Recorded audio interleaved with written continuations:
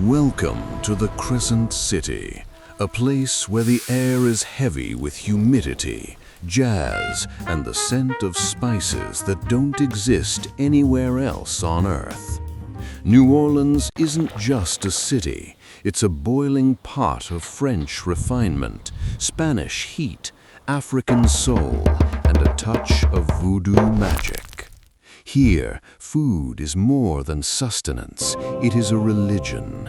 From the dark, mysterious roux of a gumbo to the powdered sugar clouds of a beignet, every bite tells a story of survival and celebration. Tonight, we are taking you deep into the swamp, through the iron gates of the French Quarter, to taste the 25 dishes that define the dark magic of New Orleans cuisine. Gumbo, the liquid soul of New Orleans. It is not just a soup, it is a dark, simmering spell. It begins with the roux, a dangerous mix of flour and fat, stirred constantly over an open flame until it turns the color of dark chocolate. Stop too soon, and it has no soul. Wait a second too long, and it burns. Into this black magic goes the Holy Trinity: celery, bell peppers, and onions. Whether filled with chicken, sausage, or seafood, gumbo is the ultimate melting pot.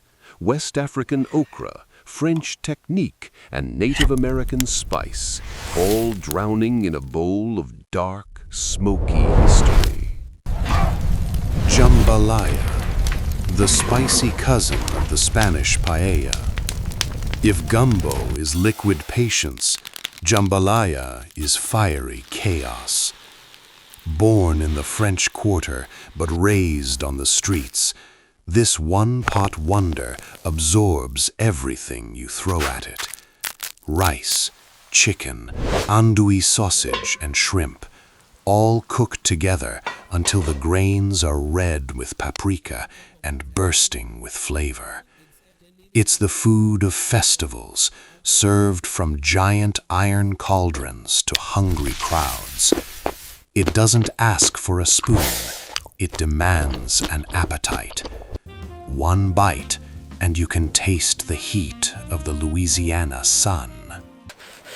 Red beans and rice, the holy tradition of Monday.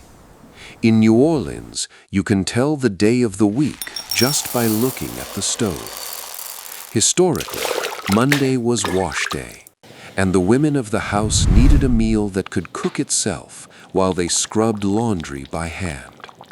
So they took red kidney beans, the holy trinity of vegetables, and the leftover ham bone from Sunday's dinner, and threw them into a pot to simmer for hours.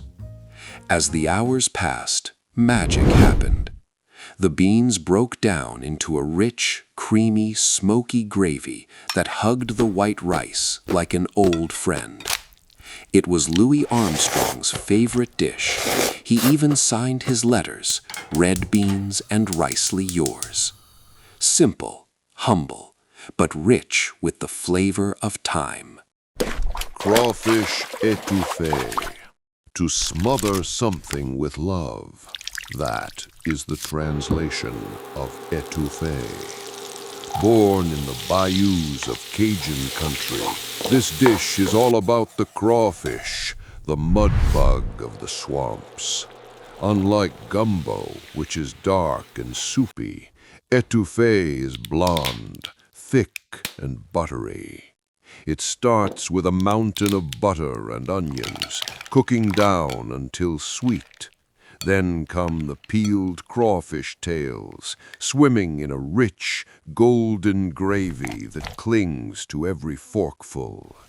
Served over rice, it's a dish that feels like a warm, heavy blanket on a cold night. Decadent, rich, and unapologetically full of fat. Shrimp Creole, the red fire of the city. While Cajun food belongs to the swamps, Creole food was born in the mansions of New Orleans. This dish is the legacy of the Spanish settlers who missed their paella. It ditched the heavy roux for the brightness of tomatoes. A vibrant, spicy red sauce simmering with onions, peppers, and celery, spiked with cayenne pepper and bay leaves. The shrimp are thrown in at the very last second, staying plump and sweet against the heat of the sauce. It's elegant, it's spicy, and it's undeniably red. Po' boy, the sandwich of the strike. In 1929, the streetcar conductors of New Orleans walked off the job. To feed the hungry strikers, the Martin brothers created a sandwich as big as their hearts. They took a loaf of crispy French bread, light as air inside, flaky on the outside, and stuffed it until it overflowed. Fried shrimp, oysters, or roast beef, dressed with lettuce, tomatoes, and pickles. Whenever a striker walked in, they'd yell, "Here comes another poor boy." The name stuck, but the poverty didn't. Today, it's a sandwich fit for a king, but it never forgot its working-class roots. Muffaletta, the heavyweight champion of sandwiches. Invented by Sicilian immigrants in the French Quarter, this is not a snack, it's a commitment. It starts with a round loaf of sesame bread the size of a hubcap. Inside, layers of salami, ham, mortadella, provolone, and Swiss cheese are stacked with mathematical precision. But the soul of the muffaletta is the olive salad, a tangy, oily mix of chopped olives, giardiniera, and garlic that soaks into the bread, turning it into a savory sponge. You don't eat it fresh, you let it sit, let the oils marry, and then you eat it like a boss. Yakamine, the secret soup of New Orleans. You won't find it in fancy restaurants. You find it at second lines, corner stores, and in the hands of people recovering from a long night on Bourbon Street. Nicknamed Old Sober, this dish is a delicious mystery. Is it Chinese? Is it African American? It's both. Spaghetti noodles drowning in a salty, savory beef broth, topped with chopped beef, green onions, and the crown jewel, a hard-boiled egg. A splash of soy sauce, a dash of hot sauce, and suddenly your hangover is gone. It's a miracle in a styrofoam cup. Boudin, the undisputed king of Cajun road snacks. Stop at any gas station in Louisiana and you won't find hot dogs. You'll find a steamer pot full of boudin. Unlike the smoked andouille, this is a soft, fresh sausage. It's a savory marriage of pork, liver, onions, and heaps of white rice, all stuffed into a casing and steamed until tender. But there is an art to eating it. You don't use a fork. You bite the end and squeeze the spicy, meaty rice filling straight into your mouth. It's messy, it's primitive, and it is the absolute best thing you can eat on 4 wheels. Alligator bites, the ultimate revenge. For centuries, the alligator was the king of the swamp, a monster to be feared. But for the Cajun people living deep in the bayou, it wasn't a monster, it was dinner. Today, we bread it, fry it, and serve it as a delicacy known as gator bites. The prize is the tail meat, pure white and incredibly firm. Tourists love to say it tastes like chicken, but that's a lazy lie. It tastes like chicken that learned to swim in the ocean, somewhere between frog legs and calamari. crispy on the outside, chewy on the inside, and dipped in spicy remoulade sauce. It's the only dish in New Orleans that might bite you back if you're not careful. Crawfish boil, the ultimate backyard ritual. In Louisiana, spring doesn't mean flowers. It means the crawfish boil. It starts with a sack of live mud bugs and a propane burner roaring like a jet engine. Into the boiling cauldron goes a toxic-looking amount of cayenne pepper, lemons, garlic, corn, and potatoes. When they turn bright red, they aren't served on plates. They are dumped in a steaming avalanche onto a picnic table covered in old newspapers. There are no forks here. You stand shoulder to shoulder, beer in hand, and perform the sacred movement. Pinch the tail, pull the meat, and most importantly, suck the head for that spicy, juicy explosion. Oysters Rockefeller, a dish so rich they named it after the richest man in the world. Created at Antoine's restaurant in 1899, this was New Orleans showing off. While raw oysters are for purists, Rockefeller is for hedonists. Plump Gulf oysters on the half shell are buried under a secret green sauce, a mix of spinach, watercress, green onions, and herbs, spiked with a splash of absinthe or herb saint. Then they are baked on a bed of rock salt until bubbling. The original recipe is a secret that the founder took to his grave, but the taste remains: salty, herbaceous, and intoxicatingly expensive. BBQ shrimp, the most delicious lie in New Orleans. Despite the name, there is no grill, no smoke, and definitely no barbecue sauce involved. Invented at Pascal's Manal in the 1950s, this dish is all about the butter. Huge Gulf shrimp, heads and shells still on, are sautéed in a skillet with an insane amount of butter, Worcestershire sauce, garlic, and cracked black pepper. It's messy, it's greasy, and it's served with French bread for one reason only: to mop up every drop of that spicy, dark, buttery nectar. Put on a bib, because you're going to need it. Turtle soup, the dark secret of the aristocracy. Before beef became king, the turtle ruled the fine dining tables of New Orleans. This isn't a simple broth, it's a 3-day labor of love. A rich mahogany stew made from snapping turtle meat, simmered with tomatoes, hard-boiled eggs, and secret spices until it becomes thick and velvety. But the true signature is the finish at the table, a splash of aged sherry wine. It's a flavor so complex, so ancient, and so decadent that for over a century it was the only soup fit for presidents. Blackened redfish. The dish almost wiped a species off the map. In the 1980s, Chef Paul Prudhomme created a technique so popular it became a legend. It's called blackening, but don't call it burnt.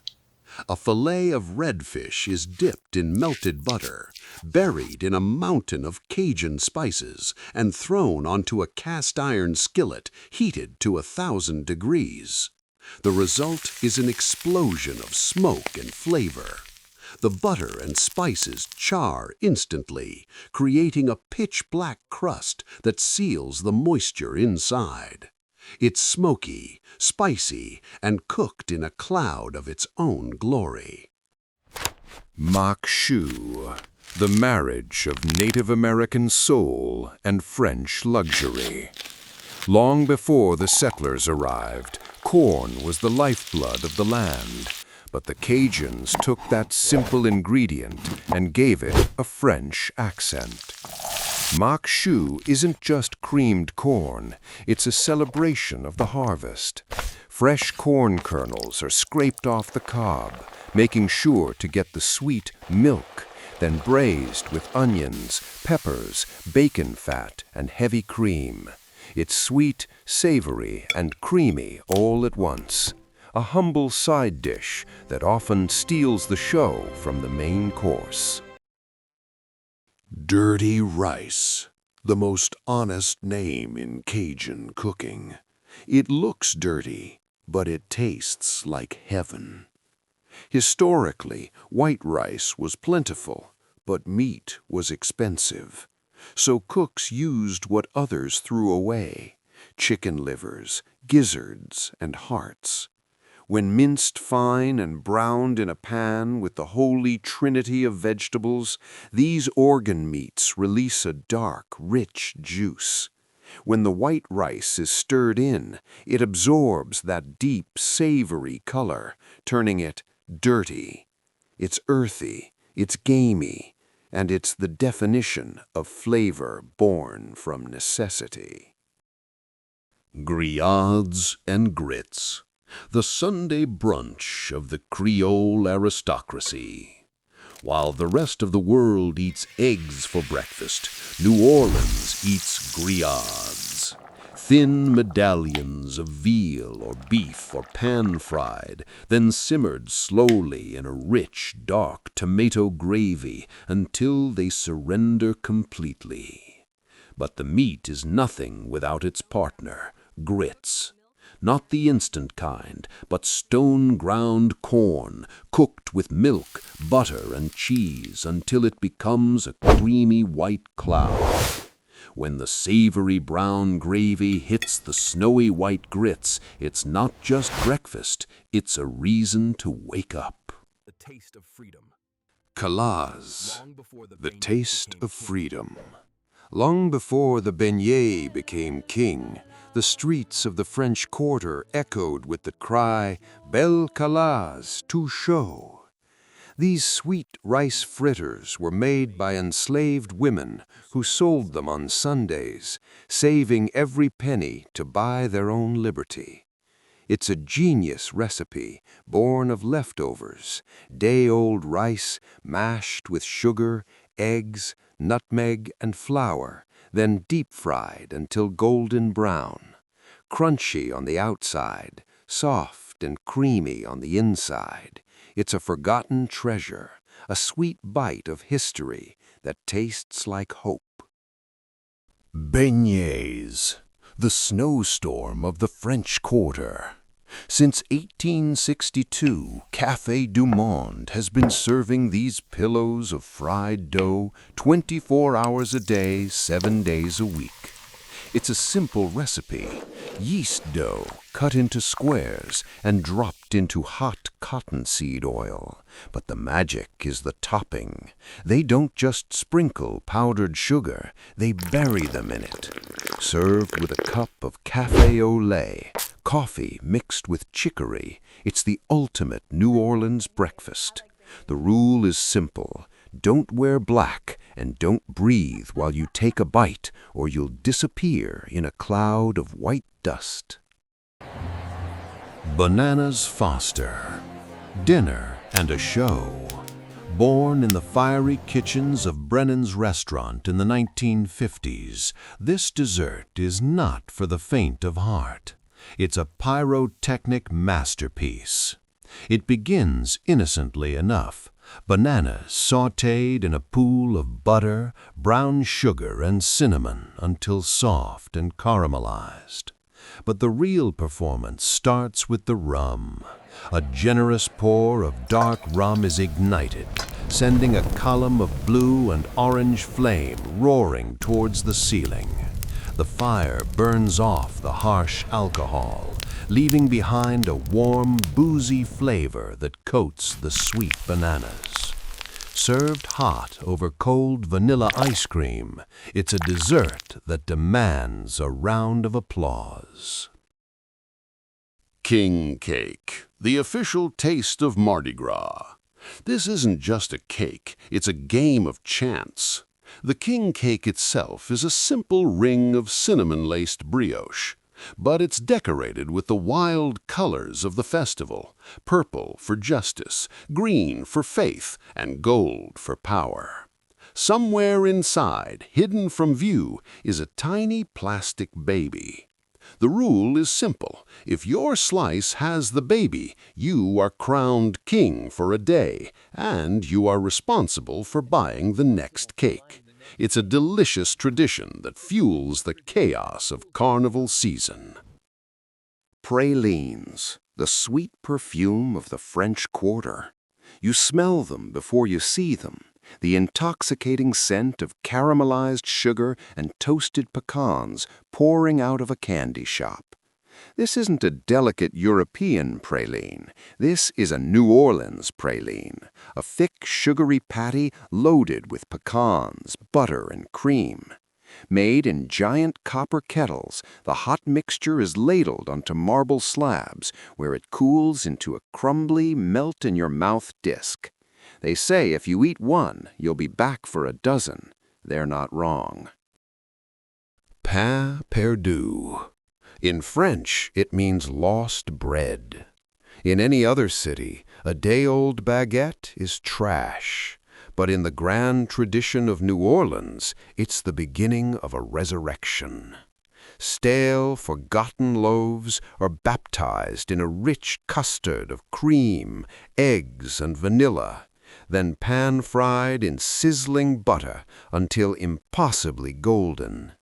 The hard crust becomes a caramelized shell, while the inside transforms into a soft, sweet pudding. Dusted with powdered sugar and often drizzled with a decadent rum syrup, it's the most delicious proof that in New Orleans, nothing beautiful is ever truly lost. Bread pudding with whiskey sauce. The final boozy hug. This is pain perdu's sophisticated older brother. Where French toast is for breakfast, bread pudding is for dessert.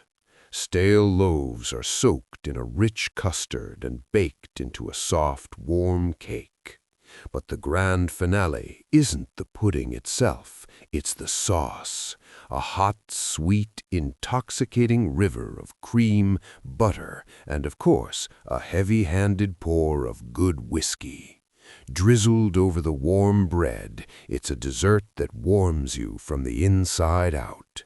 The perfect ending to our story, the perfect taste of New Orleans.